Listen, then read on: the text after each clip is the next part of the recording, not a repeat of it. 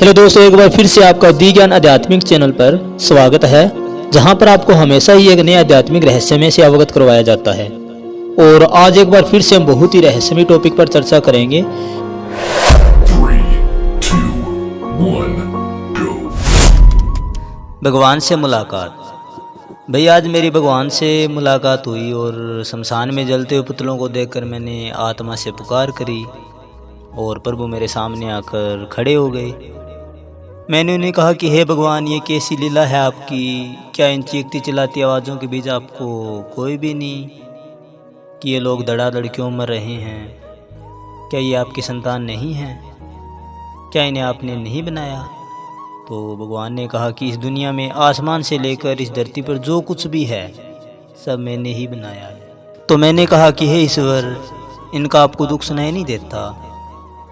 आपको कुछ भी दिखाई नहीं देता? भगवान ने कहा कि दुख तो मुझे उन तड़पती मुर्गियों और मछलियों का भी दिखाई देता है जिसे मनुष्य अक्सर अपना आहार समझकर खा जाता है। मैंने कहा कि भगवान, लोग तो कहते हैं कि इन्हें आपने खाने के लिए बनाया है और इन्हें हमने फूड चेन का नाम दे दिया। तो भगवान ने कहा कि आप अक्सर इन्हें ये मान लेते हो कि मैंने इन्हें खाने के लिए बनाया है, तो तुम ये क्यों नहीं मान लेते कि मैंने तुम्हें इसलिए बनाया है?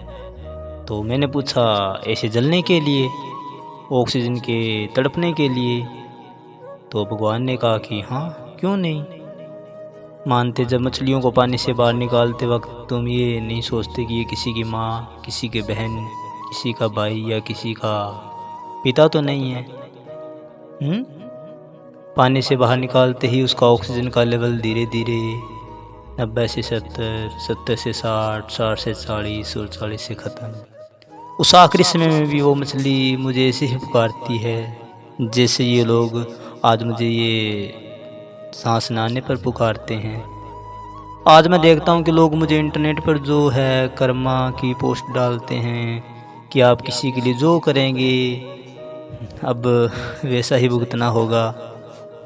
आज तुम्हें अपने किए का दंड मिल रहा है तो तुम क्यों रोते हो?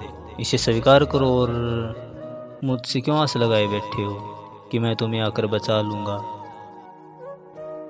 हे मनुष्य, चल आज तू ये प्रण ले कि हर जीव को तू मेरी संतान मानकर दुखी नहीं करेगा, उसके दर्द को अपना दर्द जानेगा। चल आज मैं सब ठीक कर दूँगा अगर तू आज मेरी इस बात पर रहेगा कि मैं ये सब त्याग दूंगा। क्योंकि हे मनुष्य, कर्म हमेशा अच्छा रखिए। कर्म का फल इंसान को उसी तरह ढूंढ लेता है जिस तरह बछड़ा सैकड़ों गायों के बीच अपनी माँ को।